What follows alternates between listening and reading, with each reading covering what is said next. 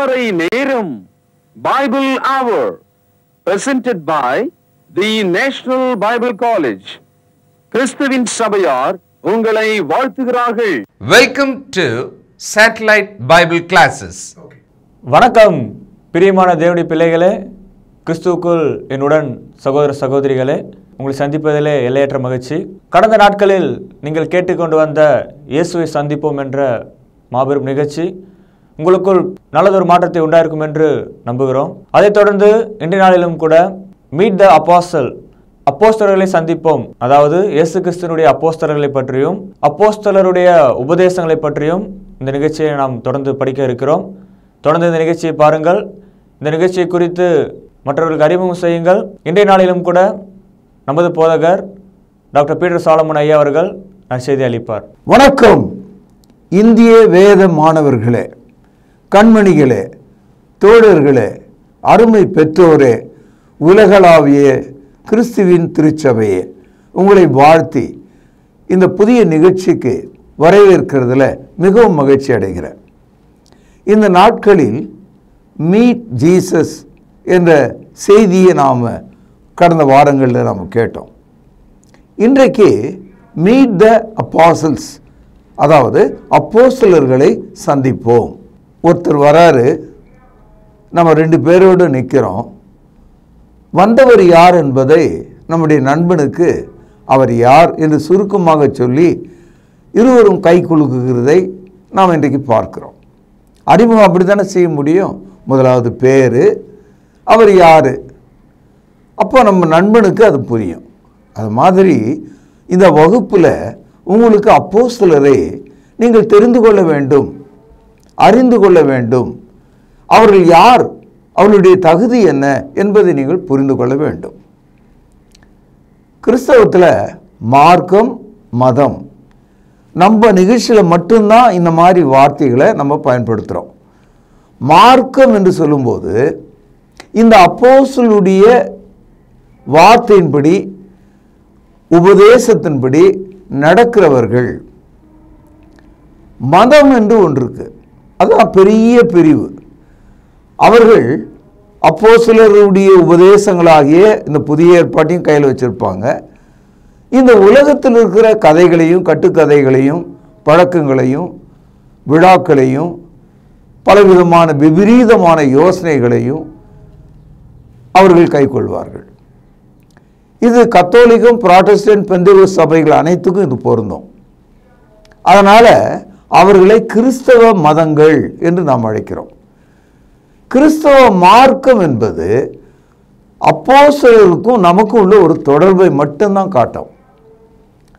It is unfortunate that most of Christians and the churches follow their own traditions. அது ரொம்ப துக்ககரமான ஒரு விஷயம். Knowing the apostles, knowing Jesus Christ. அப்போஸ்தலர்களை நாம் தெரிந்து கொண்டால்தான் கிறிஸ்து யார் என்று நமக்கு தெரியும். Apostles are the writers of the New Testament. புதிய ஏற்பாட்டின் எழுத்தாளர்கள் அப்போஸ்தலர்கள்.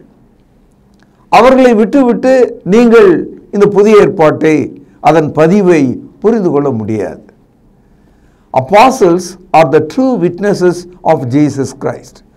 இயேசு கிறிஸ்துவினுடைய நேரடியான சாட்சிகள். குறிப்பாக இயேசுனுடைய மரணம், அடக்கம், உயிர்த்தெழுதல். ஆக அப்போஸ்தலரை தள்ளிவிட்டு நாம் இயேசுவை குறித்து பேசவோ, அவருடைய மரணம், அடக்கம், உயிர்த்தெழுதலை குறித்து சிந்திக்கவோ நம்பவோ நம்மால் முடியாது. ஆக அப்போஸ்தலர் என்ற அந்த நபரை நாம் புரிந்து கொள்ளணும். இன்றைய செய்தியில் ஒரு கேள்வியை நான் எழுப்புகிறேன். இந்த கேள்வியை நீங்களும் கேட்கிறீர்கள், மதத்தில் இருக்கிற எல்லா மக்களும் கேட்கிறார்கள், போதகர்கள் கேட்கிறார்கள், வேதமானவர்கள் கேட்கிறார்கள்.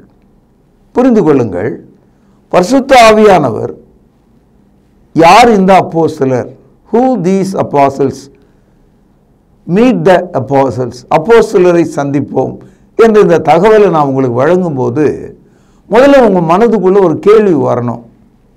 இந்த கையில் இந்த புதிய ஏற்பாட்டை வைத்து படிக்கும்போது இந்த அப்போஸ்தலர்கள் யார், அவர்கள் யார் என்ற தகவலை முதல்ல தெரிஞ்சுக்கிட்டா தான் அப்போஸ்தலர் யார் என்பதை நம்ம நிரூபித்து அதன்படி நடக்க முடியும். ஆரம்ப காலத்திலேயே அப்போஸ்தலர் வாழ்ந்த காலத்திலேயே அப்போஸ்தலர் அல்லாதவர்கள் தங்களை அப்போஸ்தலர் சொல்லிக்கிட்டாங்க. ரொம்ப ஆச்சரியமாக இருக்கும் உங்களுக்கு. அதாவது during the lifetime of the apostles there were claims of false apostles. அப்போஸ்தலனே கிடையாது, தன்னை அப்போஸ்தலன் சொல்லிக்கிட்டான். இன்றைக்கும் நீங்கள் தொலைக்காட்சிகளில் பார்க்கலாம், ஒரு 28 வயசு வாலிபன் தன்னை அப்போஸ்தலன் என்றும் தீர்க்கதரிசி என்றும் தலையிலே கையை வைத்து கீழே தள்ளுவதை பார்க்கிறோம். நிறைய பேர் தங்களை அப்போஸ்தலன் சொல்றதுல பெருமைப்படுகிறார்கள்.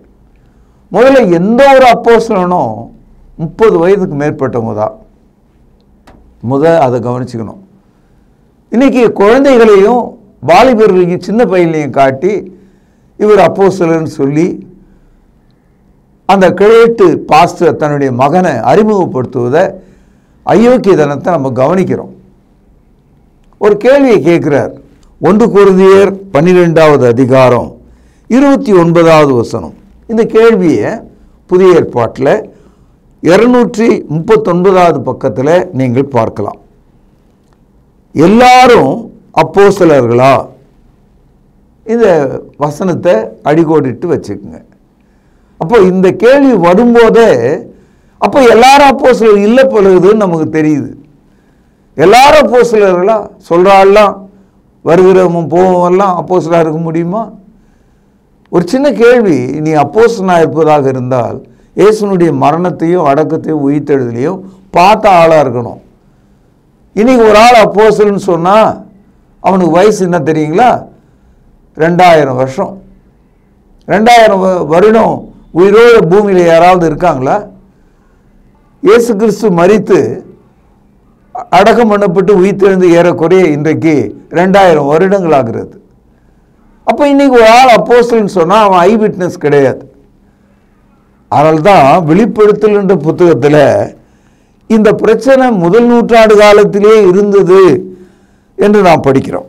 2வது அதிகாரம் 2வது வசனம் புதிய ஏற்பாட்டில் 334வது பக்கம். உன் கிரியைகளையும் உன் பிரயாசத்தையும் உன் பொறுமையையும் நீ பொல்லாதவர்களை சகிக்க கூடாமல் இருக்கிறதையும் அப்போஸ்தலர் அல்லாதவர்கள் தங்களை அப்போஸ்தலர் என்று சொல்லுகிறதையும் நீ சோதித்து அவர்களை பொய்யர் என்று கண்டறிந்ததையும். எவ்வளோ தகவல் பார்த்தீங்களா? இந்த மாதிரியான ஜனங்களை பொல்லாதவர்கள் என்று கர்த்தர் சொல்கிறார். அவர்களை பொய்யர் என்று சொல்கிறார். தங்களை அவர்கள் அப்போஸ்தலர்கள் என்று சொன்ன போது அவர்கள் அப்போஸ்தலர்கள் அல்ல என்று அவர்கள் கண்டறிந்தார்கள். இன்னைக்கு இந்த மார்க்கத்தில் இருக்கிறவங்களுக்கே கஷ்டம் யார் இந்த அப்போஸ்தலன் சொல்றது. அப்படி இருக்கும்போது மதத்தில் இருக்கிற ஆட்கள் இந்த உலகத்தோடு மண்டியிட்டு மயக்கமுற்று வழித்தவறி சிந்தனையில மூழ்கி கற்பனையில வாழ்ந்து இஷ்டத்துக்கு பிதற்றுகிற ஒன்றை நாம் பார்க்கிறோம். அதனால்தான் என் அன்பு சகோதரர்களே, அப்போஸ்தலர்களை முதலாவது நாம் தெரிந்து கொண்டால்தான், அறிந்து கொண்டால்தான் இந்த புதிய ஏற்பாட்டை எடுத்து படித்து அதன்படி நம்மால் நடக்க முடியும். அப்போஸ்தலர்கள் என்ற ஒரு வார்த்தையை நம்ம கேட்கும்போது கூடவே ஒன்று ஞாபகம் வச்சுக்கணும். இந்த அப்போஸ்தலர்களுக்கு கிறிஸ்து எங்கே எவ்வளவு அதிகாரத்தையும் இடத்தையும் கொடுத்தார்? What are the apostles' authority? Where did he give the place unto them? அப்போஸ்தலர்களுக்கு எங்கே இடம் கொடுத்தார் தெரியுங்களா? இயேசு கிறிஸ்துவினால் கட்டப்படுகிற சபை இருக்க அதனுடைய அஸ்திவாரமாக இருக்கும்படியான இடத்தை கொடுத்துட்டார். நீங்கள் எவ்வளோ பெரிய பில்டிங் வேணால் பார்க்கலாம். 127 அடி உயரத்தில் பில்டிங்கெல்லாம் இருக்குது. கனடாவிலும் துபாயில் மலேசியாவில் 100 அடுக்குகள் உள்ள வீடுகள் எல்லாம் நீங்கள் பார்க்கலாம். ஆனால் நீங்கள் பார்க்க வேண்டியது அதனுடைய அஸ்திவாரத்தை. நீங்கள் பெரிய மரத்தை பார்க்கலாம், நீங்கள் பார்க்க வேண்டியது அதனுடைய வேர் எங்கே இருக்குன்னு. அது மாதிரி அப்போஸ்தலர் என்ற அந்த கருத்தை நாம் படிக்க விரும்பும்போது அவர்கள் யார், எங்கே இருக்கிறார்கள் என்ற தகவலை நீங்கள் தெரிஞ்சுக்கிட்டீங்கன்னா அப்போஸ்தலரை குறித்து மிக உண்மையான, தகுதியான, நியாயமான, உங்களுக்கு பிரயோஜனமான தகவல்களை எல்லாம் நம்ம தெரிஞ்சுக்கலாம். முதலாவது எபேசியர் 2வது அதிகாரம் 20வது வசனம். இது புதிய ஏற்பாட்டில் 265வது பக்கம். கையில் பேனா இருந்தால் அடிக்கோடிடுங்கள். அப்போஸ்தலர் தீர்க்கதரிசிகள் என்பவர்களுடைய அஸ்திவாரத்தின் மேல் கட்டப்பட்டவர்களுமாயிருக்கிறீர்கள், அதற்கு இயேசு கிறிஸ்து தாமே மூலைக்கல்லாய் இருக்கிறார். சபை குறித்து பேசும்போது சபையினுடைய மூலைக்கல் இயேசு, அதனுடைய அஸ்திவாரம் அப்போஸ்தலர்கள் என்று நாம் படிக்கிறோம். Apostles are the foundation stones. Christ is the cornerstone. சகோதரர்களே, இன்னைக்கு நம்ம எல்லாரும் திறந்து விடப்பட்ட புறாக்களைப் போல ஞாயிற்றுக்கிழமை ஆனால் கையில் ஒரு பைபிளை தூக்கிட்டு பறந்து செல்கிறோம், உற்சாகமாக இருக்கிறோம். ஒரு கூட்டம் வெள்ளை உடைகளை அணிந்து மிக மகிழ்ச்சியாக இருக்கிறது. எல்லா விதமான சடங்காச்சாரங்களும், பூஜை புனஸ்காரங்களும், மண்டியிடுதலும், தூபம் காட்டுதலும், மெழுகுவர்த்தி ஏற்றுதலும், பலவிதமான ஆடை அலங்கார உடை அலங்காரங்களும் கிறிஸ்தவத்துக்குள்ளே புகுத்தப்பட்டிருக்கிறத நீங்கள் பார்க்கலாம். சற்றேறக்குறைய ஒரு விக்கிரக வழிபாடு போல கிறிஸ்தவம் மாறி இருக்கிறத பார்க்கலாம்.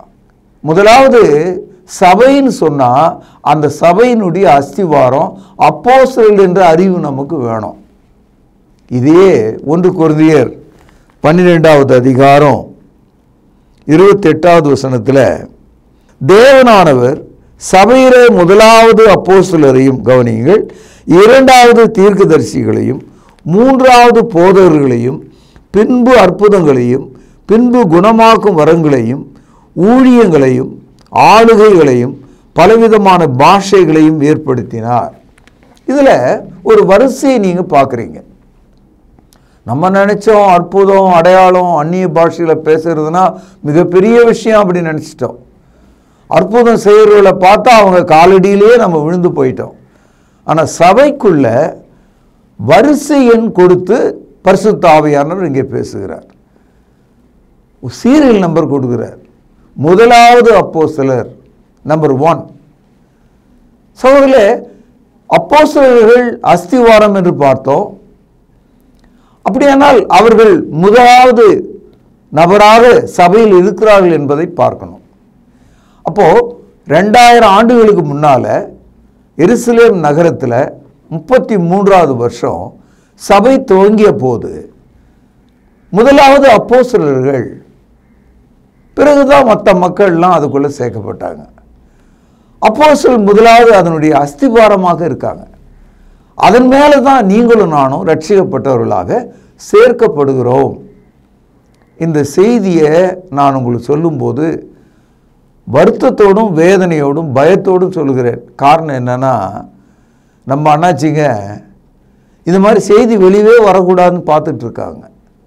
காரணம் என்னன்னு கேட்டால், அவங்க சத்தியத்தை சொன்னால் அவங்களால பொறுக்க முடியல. என் அன்பு சகோதரர்களே, நீங்கள் அதிகமாக பாக்கியம் பெற்றவர்கள், வாய்ப்பு பெற்றவர்கள், நல்ல சந்தர்ப்பத்தை தேவன் உங்களுக்கு கொடுத்திருக்கிறார்.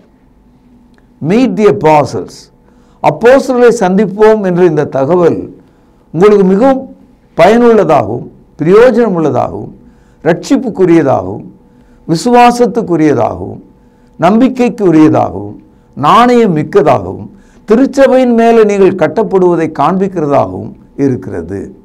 சகோதரர்களே, அப்போஸ்தலர் நடபடிகள்னு ஒரு புத்தகம் இருக்குது. அதாவது மத்தேயு, மார்க்கு, லூக்கா, யோவான், இது சுவிசேஷ புத்தகம். 5வது புத்தகம் அப்போஸ்தலர்களுடைய நடபடிகள். அப்படின்னா என்ன அர்த்தம்? அப்போஸ்தலருடைய வாழ்க்கை, செய்கை, பயணங்கள், ஊழியங்கள், போதனைகள், அவர்களுடைய காலத்தில் நடந்தவைகள் என்ன இதெல்லாம் அப்போஸ்தலர் நடபடிகளில் நம்ம படிக்கிறோம், சுருக்கமாக படிக்கிறோம். பாருங்கள், அப்போஸ்தலர் நடபடிகள் 1ஆம் அதிகாரத்தில் அவர்கள் எல்லாரும் ஒரு வீட்டில், மேல் வீட்டில் கூடி வந்தார்கள் என்ற ஒரு தகவலை அப்போஸ்தலர் நடபடிகள் 1ஆவது அதிகாரம் 13வது வசனத்தில் நாம் படிக்கிறோம். All the apostles were gathered together on the upper room. இந்த அப்போஸ்தலர்களுக்கு கிறிஸ்து ஒரு கட்டளை கொடுத்திருந்தார்.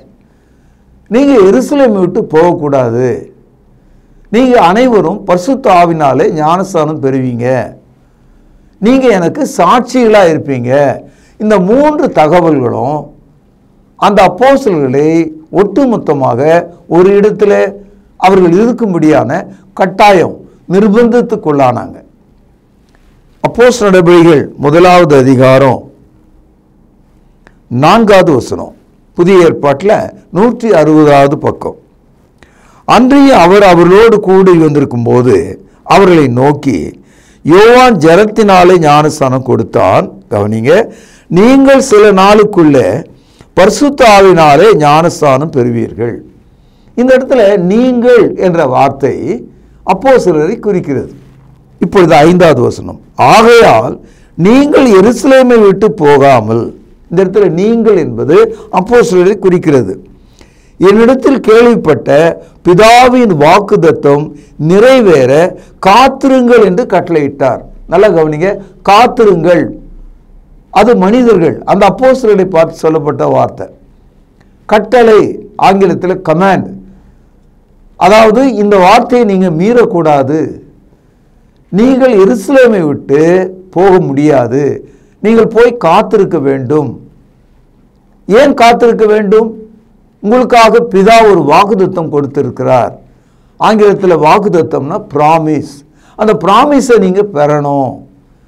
பரிசுத்த ஆவிக்குள்ள நீங்கள் ஞானஸ்நானம் பெறணும். ஆகவே நீங்கள் காத்திருக்கணும். எந்த ஊரில்? எருசலேமில் காத்திருக்கணும். இவ்வளவு கருத்தை இயேசு பரமேறுவதற்கு முன்பாக அப்போஸ்தலருக்கு சொன்னார். கூடுதலாக அப்போஸ்தலர் நடபடிகள் 1ஆம் அதிகாரம் 8வது வசனம் பாருங்கள், பரிசுத்த ஆவி உங்களிடத்தில் வரும்போது நீங்கள் பலன் அடைந்து எருசலேமிலும் யூதேயா முழுவதிலும் சமாரியாவிலும், கவனியுங்கள், பூமியின் கடைசி பரியந்தமும் எனக்கு சாட்சிகளாயிருப்பீர்கள். ஒரு குண்டு ஊசி எடுத்து உலக மேப் ஒன்று அங்கே இருந்தால் அதில் எருசலேம் என்ற இடத்துல அந்த குண்டு ஊசியை குத்துங்க. என்ன சொல்கிறாரு? எருசலேமில் தொடங்கி யூதேயா, அப்புறம் சமாரியா, அப்புறம் சொல்கிறாரு பூமியின் கடைசி பரியந்தமும். இன்னைக்கு உலகத்தில் 5 பெரிய கண்டங்கள். அப்படியானால் இயேசு கிறிஸ்துவின் சாட்சியாக அப்போஸ்தலர்கள் உலகம் முழுதுக்கும் உரிய சாட்சிகளாக இருக்கிறாங்க. உலகத்தில் வாழ்கிற எல்லா மனிதருக்கும் இயேசுவை காண்பிக்கிறவர்களும், இயேசுவை போதிக்கிறவர்களும், இயேசு கிறிஸ்துவின் போதனை எடுத்து காண்பிக்கிறவர்களும் அப்போஸ்தலர்களாக இருக்கிறார்கள். இன்னைக்கு 2000 வருஷம் ஆச்சு, எல்லா அப்போஸ்தலர்களும் இறந்து அடக்கம் பண்ணப்பட்டாங்க. ஆனால் அவர்கள் எழுதின போதனையை இந்த உலகத்திற்கு எந்த ஒரு மனிதனும் படிக்க முடியும், தெரிந்து கொள்ள முடியும். அப்போஸ்தலருடைய இயேசுவின் சாட்சி, இதை நான் சொல்லல, கிறிஸ்து தாமே சொல்லுகிறார். யூ ஆர் மை விட்னஸஸ் என்று சொல்றார். Beginning from Jerusalem, Judea, Samaria and to the utter parts of the world. இவ்வளோ பெரிய பணியை அப்போஸ்தலருக்கு கிறிஸ்து கொடுத்தார். இந்த அதிகாரத்தை விட்டு அப்படியே இந்த ஒரு பக்கத்தை இப்படி நீங்கள் திரும்பினீங்கன்னா 2ஆம் அதிகாரத்தில் முதல் 4 வசனங்கள் பரிசுத்த ஆவியினுடைய ஞானஸ்நானத்தை அப்போஸ்தலர் எப்படி பெற்றுக்கொண்டார்கள். அவர்கள் இருந்த ஒரு வீட்டுக்குள்ள பரிசுத்த ஆவியானவர் அந்த வீடு முழுவதும் நிரப்பி, அந்த நிரப்பின ஆவிக்குள்ள அவர்கள் ஒன்றாக உள்ளே சேர்ந்தார்கள். எப்படி தண்ணீரில் ஞானஸ்நானம் எடுக்கும்போது நாம் தண்ணிக்கு உள்ளே இருக்கிறோமோ அது மாதிரி பரிசுத்த ஆவிக்குள்ளவே அவர்கள் வந்து விட்டார்கள். அப்படி ஞானஸ்நானம் பெற்றவர்கள் 12 பேர் அவர்கள் எழுந்து இயேசு கிறிஸ்துவுக்கான சாட்சிகளாக, இயேசு கிறிஸ்துவை குறித்து போதிக்கிறவர்களாக மாறிவிட்டார்கள். அப்போஸ்தலர் நடபடிகள் 14வது வசனம். அப்பொழுது பேதுரு 11 கூட நின்று அவர்களை நோக்கி உரத்த சத்தமாய், யூதர்களே, எருசலேமில் வாசம் பண்ணுகிற ஜனங்களே, நீங்கள் எல்லாரும் அறிந்து கொள்வீர்களாக, என் வார்த்தைக்கு செவி கொடுங்கள். எங்கிருந்து வந்தது இந்த வார்த்தை? இது யாருடைய வார்த்தை? யார் யாரை பார்த்து பேசுகிறார்கள்? அப்போஸ்தலர்கள் யார்? அவர்கள் ஜனங்கள் மத்தியிலே நிற்க அவர்களுக்கு என்ன தகுதி இருக்க முடியும்? அவங்க எப்படிப்பட்ட உடை அணிந்திருந்தாங்க? அவங்க எப்படிப்பட்ட படிப்பாளிகள்? அவர்களுடைய வாயின் வார்த்தைகளை கேட்பதற்கு மக்களுக்கு விருப்பம் இருக்குமா? ஆனால் அவர்கள் இயேசுவின் சீஷர்களாக அப்போஸ்தலராக இருந்ததனால, பரிசுத்த ஆவியின் ஞானஸ்தானத்தை பெற்றதனால, அவர்களை தேவன் ஆசீர்வதித்ததனால, அவர்கள் வாயின் வார்த்தைகள் உலகத்துக்கு சாட்சிகளாக இருந்தது. என்ன வார்த்தை சொல்றார் பாருங்க.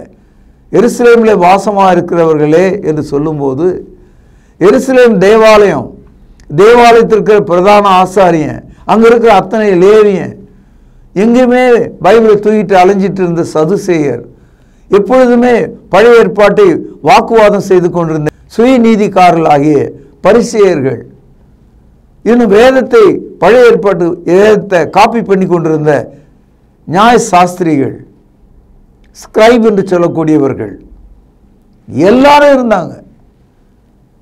இன்னாருன்னு சொல்லி அவர் சொல்லலை, எல்லாரையும் பார்த்து சொல்றாரு, என் வார்த்தைகளுக்கு செவி கொடுங்கள். ஆதியிலே வார்த்தை இருந்தது, அந்த வார்த்தை தேவனிடத்தில் இருந்தது, அந்த வார்த்தை தேவனாய் இருந்தது. யோவான் 1 அதிகாரம் 1 வசனம். அந்த வார்த்தையை தான், அந்த ஜீவன் உள்ள வார்த்தையை தான் அப்போஸ்தலர்கள் முதல் முறையாக எருசலேமிலே பேசுறாங்க. இந்த வார்த்தையை பேசுவதற்கான அதிகாரம் இயேசு கிறிஸ்து அப்போஸ்தலர்களுக்கு சொன்னார். அதனால தான் அப்போஸ்தலர்கள் அந்த வார்த்தையை குறித்து தைரியமாக, பயமற்றவர்களாக அவர்கள் பேசினார்கள். அவர்கள் பேசிக்கொண்டிருந்த போது ஒரு தகவலை சொல்கிறார்.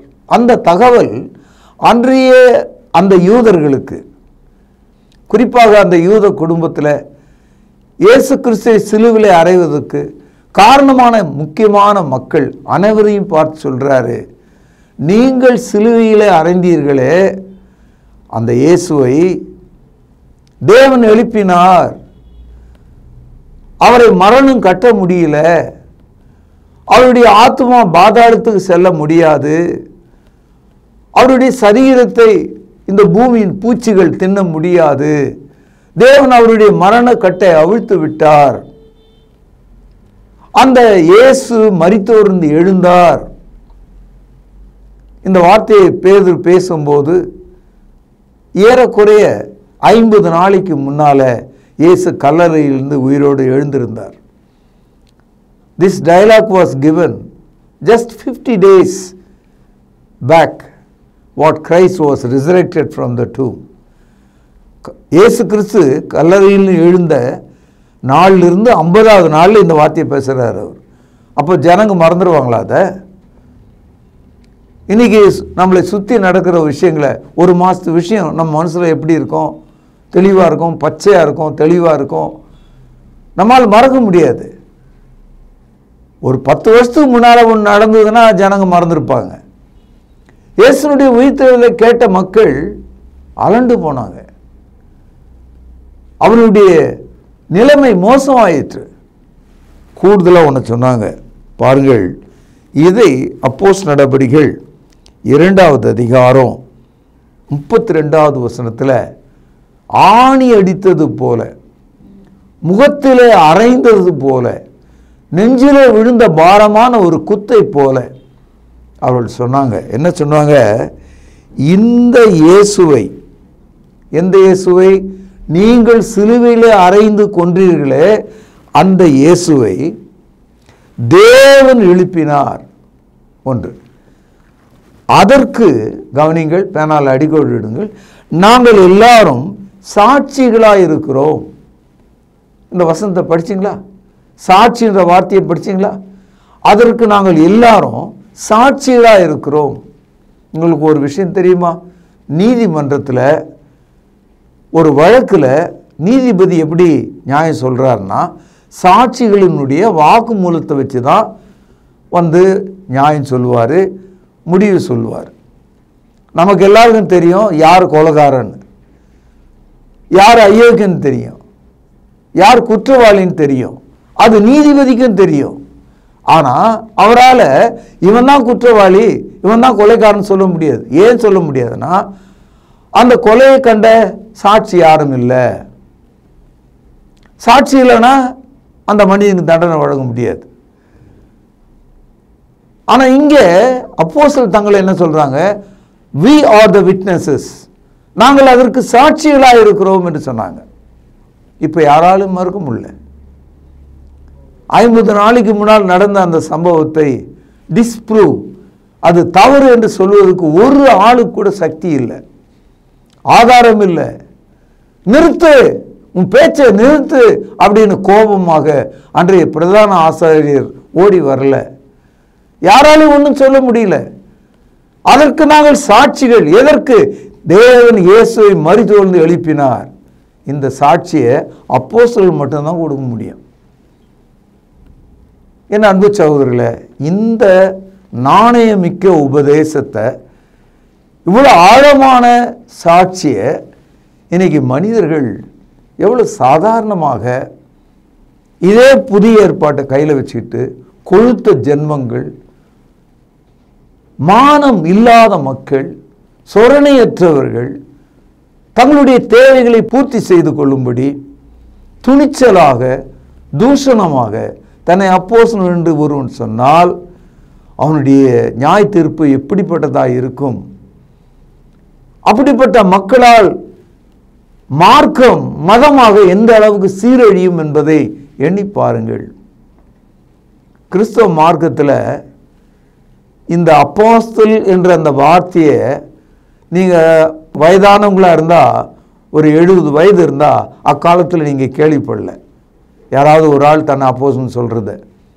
ஆனால் இன்றைக்கி நீங்கள் பார்த்தீங்கன்னா, இந்த 70வது ஆண்டுக்கு பிறகு இனிய தேதி வரைக்கும் ரொம்ப துணிச்சலாக தன்னை அப்போஸ்தலன்னு சொல்கிறவனும் தீர்க்கதரிசி என்று சொல்லுகிறவனும் ஏராளமாயிட்டான்.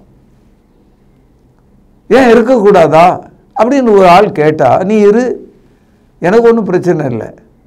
நீ இயேசுனுடைய மரண அடகு உயிர்த்தெழுதலை பார்த்தா நீ அவருக்கு சாட்சியாக இருப்ப. நீ சபையினுடைய அஸ்திவாரமாக இருந்தால் நீ அப்போஸ்தலனாக இருக்க முடியும். ஆகவே எல்லாரும் அப்போஸ்தலர்கள் கிடையாது. முதலாவது தேவன் அப்போஸ்தலர்களை சபையிலே வைத்தார். அந்த வசனத்தை நீங்கள் ஞாபகம் வச்சுக்கிட்டீங்கன்னா இந்த அப்போஸ்தலர் யார் என்று தெரியும். சில சமயங்களில் நம்முடைய நண்பர்கிட்ட, மூன்றாவதாக வந்த ஒரு ஆள்கிட்ட, சில சமயங்களில் நம்முடைய நண்பர் பக்கத்தில் இருப்பார், அவர்கிட்ட மூன்றாவதாக வந்த ஒருவரை அறிமுகப்படுத்தும் போது தவறாக அறிமுகப்படுத்துவோம். இவர் யார் தெரியுமா உனக்கு அப்படின்னு சொல்லிட்டு ரொம்ப நெகட்டிவாக, தவறாக, குறைவாக ஏதோ ஒரு தகவல் சொல்லிட்டாருன்னா, அந்த மூணாவதாக வந்தார் பாருங்க, அவருடைய முகம் வெறுத்து கோவப்பட்டு அவர் போயிடுவார். காரணம் என்னென்னா, அவரை பற்றிய சரியான தகவலுக்கு பதிலாக தவறான தகவலை கொடுத்ததுனால வெறுத்துருவார். அது மாதிரி தான் இன்றைக்கும் அப்போஸ்தலரை சந்தியுங்கள் என்று நான் சொல்லும்போது, அப்போஸ்தலரை பற்றி தவறான தகவல் உங்களுக்கு கொடுத்தோன்னா நீங்கள் நிற்க மாட்டீங்க, நீங்களும் போயிடுவீங்க. இன்றைக்கி நீங்கள் அப்போஸ்தலரை பற்றி சரியான தகவலை தெரிஞ்சுக்கிட்டதுனால நாளைக்கு மீண்டும் உங்களை நான் சந்திப்பேன். பிரார்த்தனை செய்வோம். பரலோகத்தில் வாசமாக இருக்கிற ஜீவனுள்ள தகப்பனே, இயேசு கிறிஸ்துவனுடைய மெய்யான அப்போஸ்தலர்கள் யார்? அவர்கள் எப்படிப்பட்ட சாட்சிகள்? அவர்கள் எழுதின புதிய ஏற்பாட்டுக்காக நன்றி செலுத்துகிறேன். மாணவர்களே ஆசீர்வதியும், கேட்டவர்களே ஆசீர்வதியும். கேள்வியை உடைய மக்கள் சிந்திக்கத்தக்கதாக அவர்களுக்கு ஞானத்தை தாரும். இந்த ஊழியத்தை ஆசீர்வதியும். இயேசுவின் அற்புதமான பெயரால் ஜெபத்தை கேட்டருளும். ஜீவனுள்ள எங்கள் நல்ல பிதாவே, ஆமென். தொடர்பு கொள்ள வேண்டிய முகவரி: திருமறை நேரம், 58 சர்ச் தெரு, குமரன் நகர், சென்னை 6,82,000. செல்போன் 9385500882. கர்த்தாவே, தேவர்களில் உமக்குப்பானவர் யார்? வானத்திலும் பூமியிலும் உமக்குப்பானவர் யார்?